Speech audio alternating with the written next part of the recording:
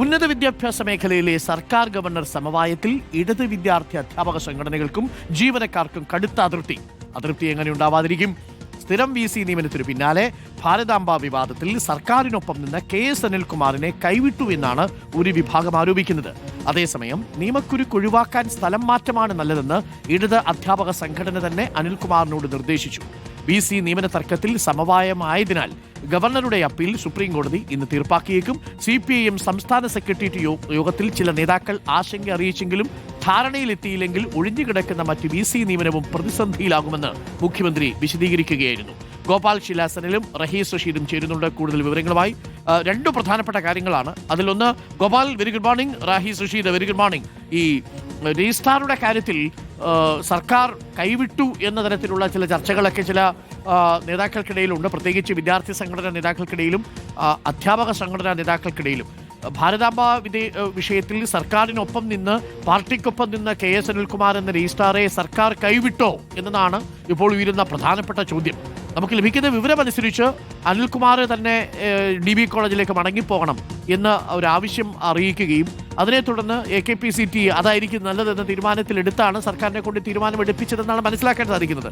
പ്രത്യേകിച്ച് VC ഒരു charge memo issue ചെയ്ത സാഹചര്യത്തിൽ. അപ്പോൾ എന്താണ് യഥാർത്ഥത്തിൽ സംഭവിച്ചത്? സമവായത്തോട് സമവായമാണ്. അതിനിടയിൽ ഒരു കീഴടങ്ങലിന്റെ വാർത്തയാണോ നമ്മൾ കേരള സർവകലാശാലയിൽ നിന്ന് കേൾക്കുന്നത്? അത് ആ രീതിയിൽ വ്യാഖ്യാനിക്കപ്പെടില്ലേ ഗോപാൽ? തീർച്ചയായിട്ടും അരുൺകുമാർ, ഉന്നത വിദ്യാഭ്യാസ മേഖലയിൽ ഇപ്പോൾ എവിടെ നോക്കിയാലും സമവായത്തോട് സമവായമാണ് എന്ന് പറയേണ്ടിയിരിക്കുന്നു. ഇതിൽ ഏറ്റവും പ്രധാനപ്പെട്ട കാര്യം അനിൽകുമാറിനെ ഇപ്പോൾ സ്ഥലം മാറ്റിയ വിഷയം തന്നെയാണ് ചർച്ചയാകുന്നത്. അതിൽ ഒരു വശത്ത് വിദ്യാർത്ഥി സംഘടനകൾക്കും അധ്യാപക സംഘടനകൾക്കും ജീവനക്കാർക്കും വലിയ അതൃപ്തിയുണ്ട്. കാരണം സമീപകാലത്ത് SFI നടത്തിയ ഏറ്റവും വലിയ സമരമായിരുന്നു കേരള സർവകലാശാലയിൽ അനിൽകുമാറിന് വേണ്ടിയുള്ളത്. അങ്ങനെ ഒരു സമരമൊക്കെ നടത്തി വലിയ നിലപാട് പ്രഖ്യാപനത്തിലൊക്കെ നിൽക്കുമ്പോൾ അപ്രതീക്ഷിതമായി സമവായത്തിന്റെ ഭാഗമായി ഇത്തരത്തിലൊരു തീരുമാനം ഉണ്ടാകും എന്നത് അവർക്ക് അംഗീകരിക്കാൻ കഴിയുന്നതല്ല. പക്ഷെ മറുവശത്ത് ഇതിന് കൃത്യമായ വിശദീകരണം നൽകാൻ സർക്കാർ സംവിധാനങ്ങൾക്കും ഇടത് അധ്യാപക സംഘടനകളിലെ ഒരു വിഭാഗത്തിനും കഴിയുന്നുണ്ട് എന്നതാണ്. കാരണം നേരത്തെ അനിൽകുമാറിനെ സസ്പെൻഡ് ചെയ്തപ്പോൾ അത് ചാർജ് മെമ്മോ ഇഷ്യൂ ചെയ്യാതെയായിരുന്നു സസ്പെൻഷൻ നടപടി ഉണ്ടായത്. അത്തരത്തിൽ ചാർജ് മെമ്മോ ഇഷ്യൂ ചെയ്യാതെ സസ്പെൻഡ് ചെയ്യുന്ന ഒരു ഉദ്യോഗസ്ഥരെ 90 ദിവസം കഴിഞ്ഞ് 91ാം ദിവസം സർവീസിൽ തിരികെ പ്രവേശിപ്പിക്കണം എന്നതാണ് ചട്ടത്തിലുള്ളത്. അനിൽകുമാർ നൽകിയ കേസ് കഴിഞ്ഞ ദിവസം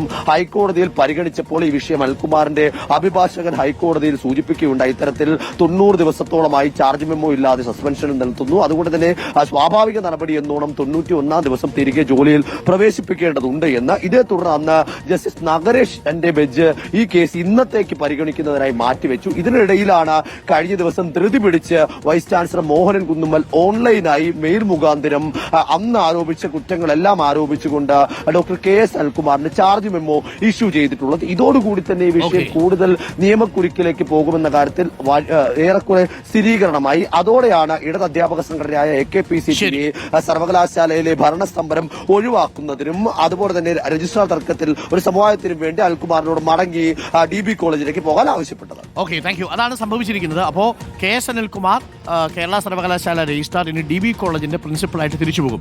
ചില പ്രശ്നം ചോദിക്കും, അന്തരം പുള്ളി DB കോളേജിലേക്ക് പോകുന്നത്. DB കോളേജിലായിരുന്നു KS Anilkumar. അവിടെ നിന്നാണ് രജിസ്ട്രാർ ആയിട്ട് വരുന്നത്. അപ്പോൾ അതിനനുസരിച്ച് ലീൻ അവിടെ കിടപ്പുണ്ട്. ലീൻ എന്ന് പറഞ്ഞാൽ ആ പഴയ കോളേജിൽ അദ്ദേഹം തിരിച്ചു ചെല്ലുകയാണെങ്കിൽ പെൻഷന് മുമ്പ് അദ്ദേഹത്തിന് അവിടെ ഒരു സീറ്റ് ഉണ്ടാവും. പ്രത്യേകിച്ച് ഇത്തരം ഡെപ്യൂട്ടേഷനുകളിൽ പോകുന്ന ഉദ്യോഗസ്ഥർക്ക് തിരിച്ച് അദ്ദേഹം വരുന്നു, അദ്ദേഹം അവിടുത്തെ പ്രിൻസിപ്പളായിട്ട് മാറുന്നു എന്നുള്ളതാണ്. രജിസ്ട്രാർ എന്ന നിലയിൽ നിന്ന് പ്രിൻസിപ്പളിലേക്ക് വരുന്നു എന്ന് പറയുമ്പോൾ അതിനകത്തൊരു പ്രശ്നമുണ്ട്. അതൊരു ഡീപ്രമോഷൻ പോലെയാണ് സാധാരണ ഫീൽ ചെയ്യുക. പക്ഷെ അത് തസ്തിക മാറ്റമാണ്.